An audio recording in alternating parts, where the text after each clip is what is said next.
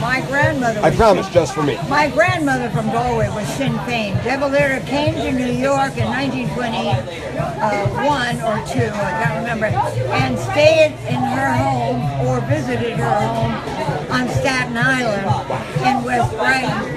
And my mother sat on De Valera's lap. Oh, man. Now that's my story. So Seamus goes to school here in Santa Monica, and St. Monica, and a nun said, How'd you get born here? How'd that happen? Yeah. My parents. His parents came here. I mean, his story, you cannot believe. Okay, so finish yours. Okay. No. I love it. But I love the story because for me, I knew I was Irish. I'm from New York.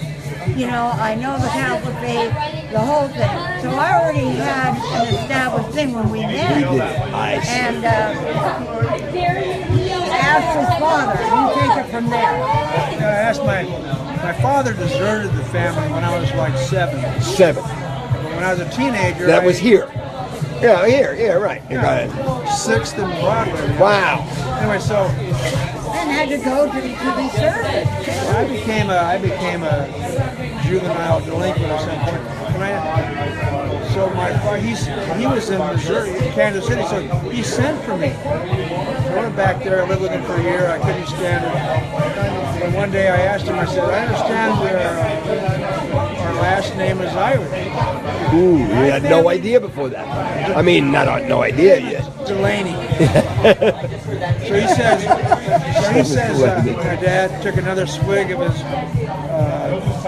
Jim Beam. Right. Jameson, like I'm drinking, right? Looked at me and smirked and said, "We are Shanty Irish." So that's all I learned from him. Wow! So I've been doing research. Oh, he's done amazing research. I had my DNA. We have to come to New York and have a drink with you. Oh, I love it. I live in it. How can we find you in New York? I'll give it to you. Okay. It's very interesting about where I live, Rockaway Beach. I was born. I moved there when I was 8, about 1954. And Rockaway Beach, it's changing now. It was heavily Jewish and heavily Irish. Heavily Irish. My next door neighbors who were 90 years old and died were Irish in the 60s and now, and it's fantastic. I love it. So now what's happening is Irish? no, I'm Jewish. Oh, my people. So what's happening I is have to tell other you. people. Yeah, my other people, No, of I have course. to Go tell ahead. you 2 things. My mother was a social worker in New York, and she was a member of the honorary Jewish Writers. She was an honorary member of the Jewish Writers Club. Oh, and you I- lived in Staten Island then. And I was born Go ahead. on November 10th, the second night of Kristallnacht. Oh, God. So I think I'm Jewish and Irish. We are. That's how I feel. And Not all the time. And my mother had great regard. But Great interesting. Yeah, but regard, listen. unlike a lot of the Catholic Church at the time.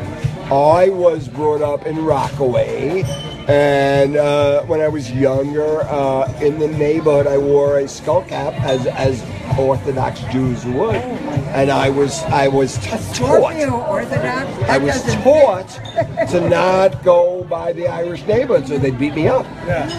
Yes. Yeah, 1954, 1955, 1956.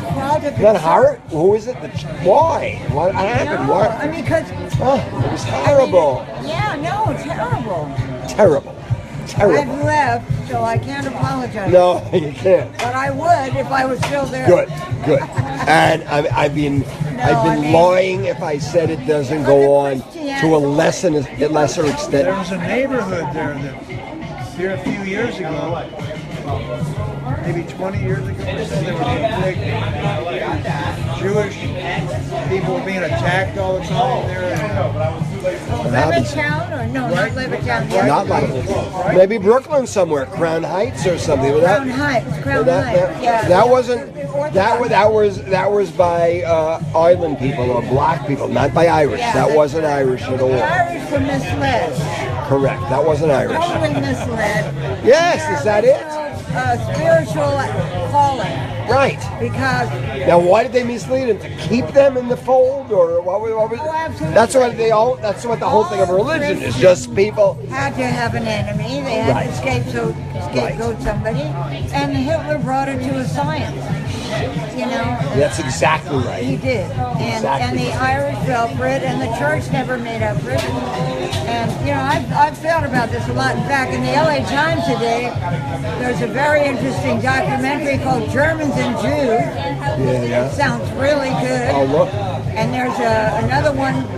The Poles are starting to look at themselves. The Poles. Really? Oh, they are. They're starting to look at the younger generation. Yeah, of course. They're starting to Of look course. and say, okay, you know, we What? join hands with the Right, the Germans. Croats. Wow.